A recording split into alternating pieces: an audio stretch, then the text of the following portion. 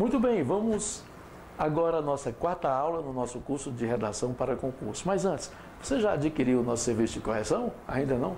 Vá lá, adquira o nosso serviço de correção e tenha suas redações corrigidas por mim, comentadas, com orientações, tá certo? Já que você está aí assistindo ao nosso curso, então aproveite e complete o curso adquirindo o serviço de correção. Na aula anterior eu conversei com você sobre a estrutura do texto dissertativo. Agora nós vamos estudar o parágrafo introdutório. Vamos compreender bem a introdução. Depois de compreendermos a introdução, é que nós iremos compreender, claro, o desenvolvimento, a conclusão e buscar ter um texto em sua totalidade. Comigo no quadro. Quarta aula, estudo da introdução. Na aula anterior, eu deixei muito claro que a introdução é uma apresentação. Continua aqui, ó. E eu considero a introdução a parte mais importante do texto. Tá certo? Perfeito? Então, consiste na apresentação do texto, consoante o tema proposto, com o objetivo de despertar no leitor interesse pela leitura, preparando-o para o desenvolvimento. Ora, veja a responsabilidade que eu tenho na introdução. Eu tenho que despertar interesse do meu leitor. Ele tem que se preocupar com o meu texto. Então, meu amigo, eu vou oferecer a ele condições para que ele fique atraído, para que ele se sinta atraído pela leitura do texto. Em textos argumentativos, deve conter o posicionamento do produtor de forma muito clara e, acima de tudo, objetiva. Deve-se compreender a introdução não como sendo deve-se compreender a introdução como sendo a parte mais importante de um texto. Imaginá-la como um resumo ou como um conjunto de argumentos, os quais serão explorados nos parágrafos de desenvolvimento, torna-se um grande equívoco. Então, vem para cá. Deixa eu explicar isso. Porque eu coloquei ali que a introdução ela não pode ser imaginada como sendo o resumo. Porque eu só posso resumir um texto completo. Se eu não tenho um texto, como é que eu vou resumir? Então, não posso ter a introdução como um resumo de um texto. Não devo ter a introdução como um conjunto de argumentos. Por exemplo, eu ponho 3 argumentos na introdução. Formo a introdução com um argumento, 2 argumentos, 3 argumentos. Para desenvolver, eu pego o primeiro argumento, jogo num parágrafo de desenvolvimento. Segundo argumento, em outro parágrafo de desenvolvimento. Terceiro argumento, em um outro parágrafo e depois eu concluo. Eu não posso imaginar que a minha introdução seja isso, em hipótese alguma. A minha introdução é uma apresentação do meu tema, uma preparação do leitor para o desenvolvimento do texto e, acima de tudo, uma preparação para que eu possa escrever bem. Então, eu tenho que ter cuidado com essa introdução. A introdução, ela é a minha apresentação, perfeito? Então, eu devo buscar preparar de forma satisfatória ao leitor e a mim também, para que eu possa produzir texto. Então, a introdução não é mais resumo, vamos tirar essa ideia, perfeito? Quem, por exemplo, Marcelo, me ensinaram assim, disseram que a introdução é um resumo. Bom, não é um resumo, eu vou mostrar a você que não é um resumo de nada. Nós vamos entender bem. Mas, na verdade, nos textos que eu li, eu até comentei sobre isso. Não dessa forma, né, que eu estou falando agora, mas deixei muito claro. Olha, o parágrafo não repete nada da introdução, vocês perceberam? Então, isso eu apresentei em aulas anteriores. Então, veja bem, a introdução não é resumo e a introdução não é um conjunto de argumentos, em hipótese alguma, para que eu saia costurando. Não, é uma apresentação. Tá certo? Muito bem, continuando.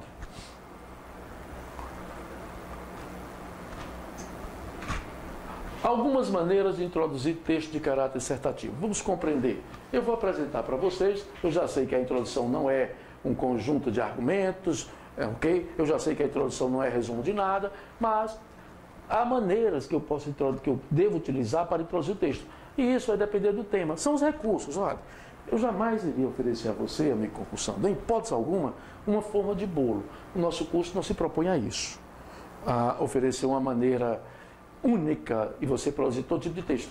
Eu sei que isso seria o que todos desejam, só que esse desejo ele não pode ser satisfeito dessa forma porque vai prejudicar. Não existe essa condição de ter um texto só. Por exemplo, você que faz aí provas de concursos públicos, né? Você que tem o hábito de participar dos certames, eu não posso dizer que o tema deve ser seja do mesmo jeito do CESP, por exemplo, ou da ESAF. Então, são distintos. Um me apresenta tópico, outro vai lá e me apresenta um estudo de caso. Então, veja que ele diferencia a relação do tema, a maneira como cobra. Então, eu não posso ter ou imaginar uma estrutura só, um texto engessado. Não, olha, vamos ficar. Está vendo meu movimento com as mãos? Você está percebendo? Agora eu vou engessar minhas mãos. Muito bem, pessoal. Eu vou conversar com você sobre o tema. Eu vou escrever aqui no quadro. Olha só a dificuldade que eu tenho. Por quê? Porque meu braço está engessado. Então, se eu fizer isso com o texto, eu vou também engessar a sua possibilidade de escrever excelentes textos. E é isso que eu não quero. Perfeito? Então, não acredito nessas histórias de dicas de redação. Isso não existe. Redação não tem regra. Redação, há possibilidades múltiplas para que se produza bons textos. E é isso que eu vou oferecer a você, comigo. Veja bem, há várias maneiras de se introduzir um texto dissertativo de forma satisfatória e agradável ao leitor. Olha a minha preocupação com o leitor. Pode-se introduzir um texto por meio de uma alusão histórica, a depender do tema. Ah, Marcelo, então eu sou dependente do tema? Perfeitamente, você é dependente do tema. Posso fazer uso por uma citação de um teórico, filósofo, seja lá o que for, de uma obra de arte também, ou obra de arte não, uma obra literária.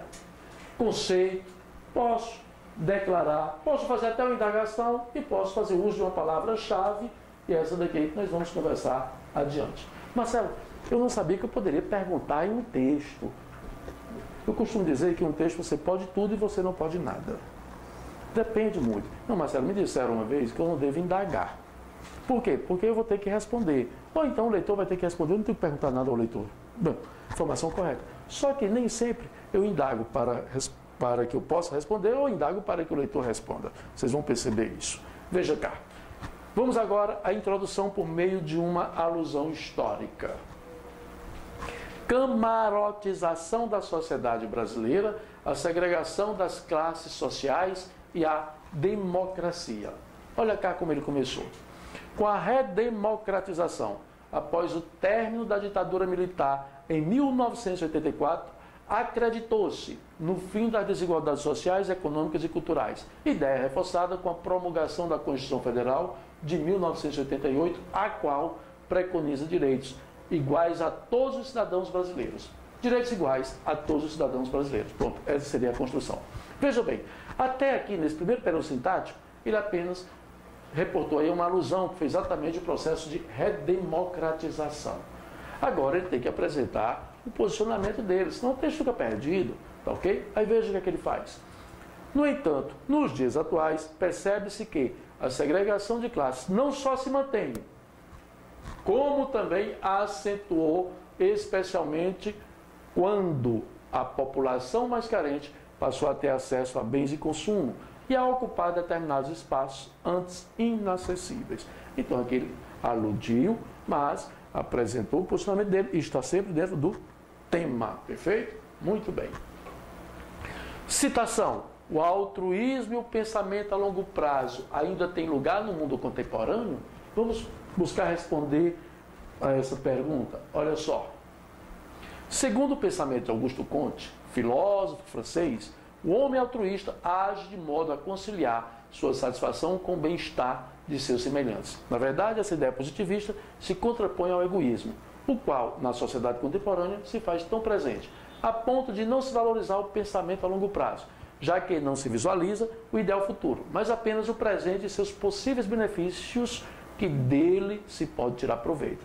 Ah, Marcelo, a partir daqui, na verdade, ele apresenta o ponto de vista dele, dentro do tema, corretamente. E ele usou a citação, ele usou aí Auguste Comte, filósofo francês, que é o pai do positivismo. E depois, só que essa citação não ficou deslocada, ele citou com um objetivo, perfeito? É importante destacar isso aí. Há uma citação, mas há um objetivo. Eu estou citando não é para dizer que eu li nada, que eu conheço, não. É para poder reforçar o meu ponto de vista, tá certo?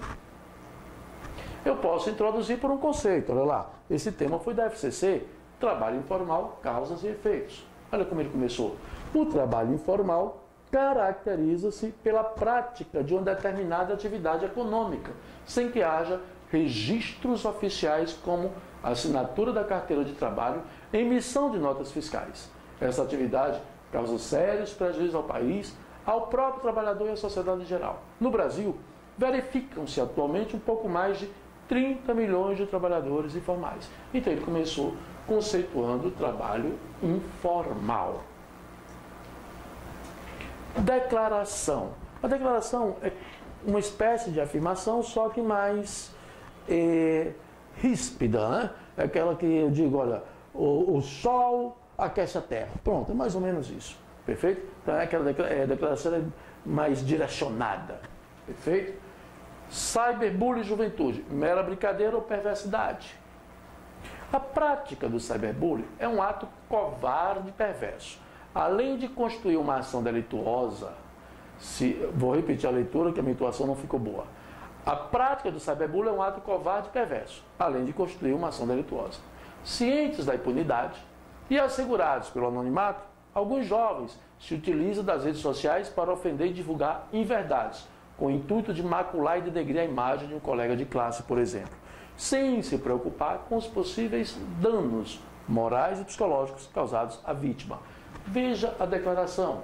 A prática de cyberbullying é um ato covarde e perverso. A prática de cyberbullying constitui uma ação delituosa. Pronto. Perfeito? Então, houve essa declaração. Indagação. Agora fique bem atento a essa indagação. Redução da maioridade penal. Olha só.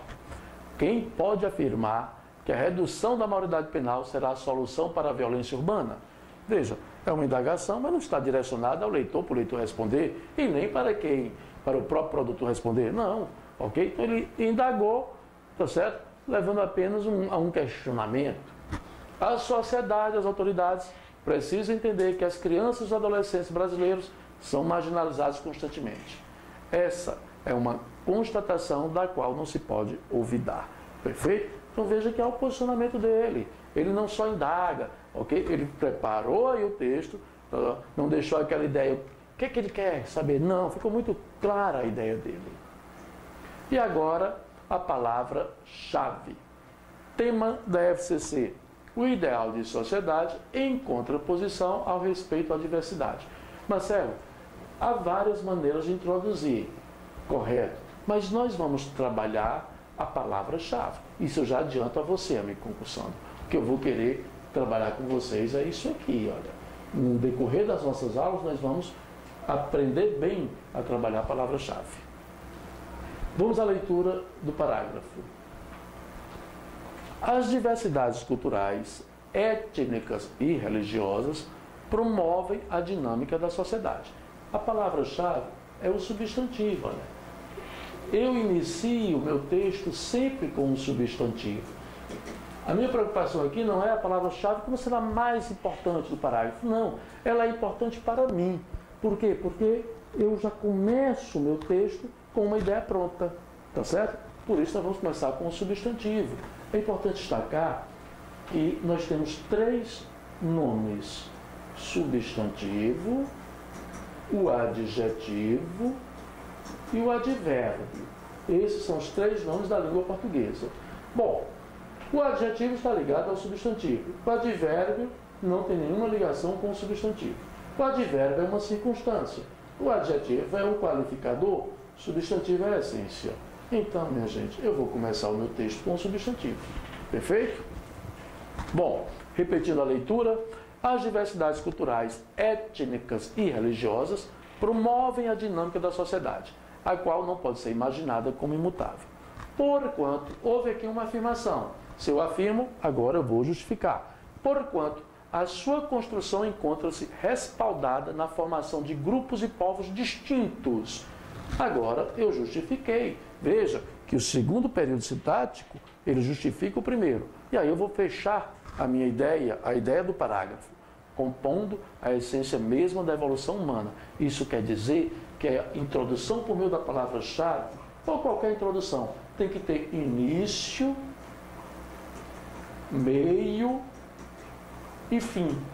Então a minha introdução, ela tem início, meio e fim. Mas eu posso pontuar se eu achar conveniente, tá ok? Mas isso aí nós vamos deixar para a nossa próxima aula. Então veja bem, nós percebemos várias maneiras de introduzirmos um texto, perfeito? Então se eu percebi várias maneiras de introduzir um texto, então agora eu já posso sim usar qualquer uma dessas apresentadas para preparar o meu texto e enviar, Marcelo, para que você possa corrigir um serviço de correção. É isso aí, um grande abraço, bons estudos e até a nossa próxima aula.